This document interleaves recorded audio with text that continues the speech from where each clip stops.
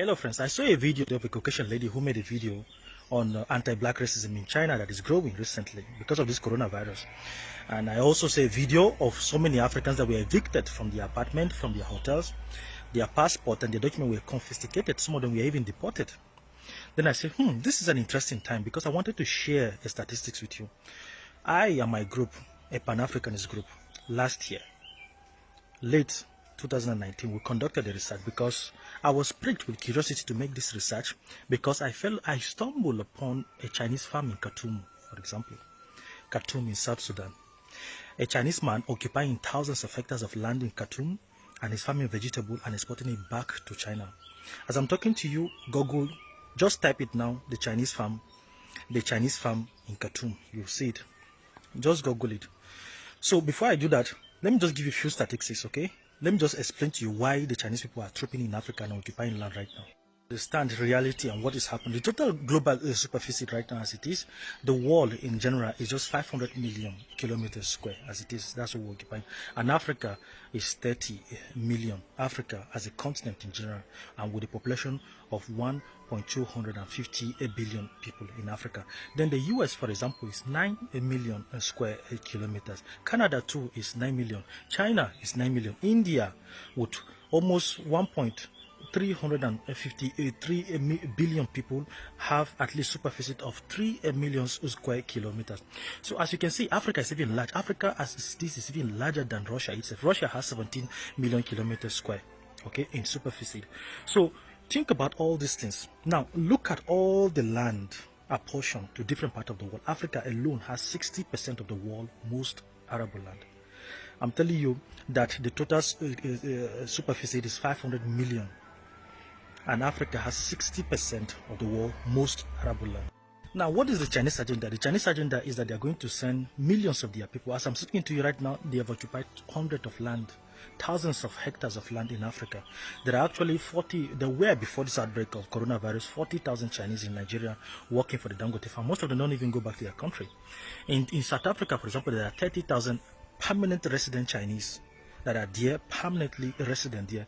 Go to Namibia, you see them. Go to Tanzania, you see them. Go to Kenya, you see them in hundreds. You see them in mining, illegally killing animals and taking them back to China. So what is the Chinese agenda? The agenda is that their population is growing and they are going to send in more millions of their people in Africa to occupy land, dominate Africa both economically, okay? While our people are busy doing their politics, China is taking over our land. This thing, I'm very concerned about this because no African can even occupy an apartment, buy or sell an apartment. You don't even have permanent residence in China. Talk more of getting land. So why are Chinese people buying land in Africa? Why? We spoke with the entire Pan-African research team, and we're going to publish the list of all the hectares, thousands of hectares of land that Chinese people are occupying all over Africa. As I'm talking to you right now, one of our contacts is sending information about the Chinese poultry farm in Ogun State in Nigeria. Okay, another one again is occupying at least 58,000 hectares of land in Namibia. They are farming there, sending it back to China, sending it back to feed their people. But an African cannot even occupy a single, just ordinary apartment in China. We cannot even occupy. So what is the purpose of doing this video? We want to share this as far as we can to sensitize our people. And we're going to publicize all these things. We're going to publish all the land, hectares of land that they're occupying. We're going to mount pressure on the AU and all the African leaders through our activism. We'll mount pressure on them to start watching closely these Chinese people.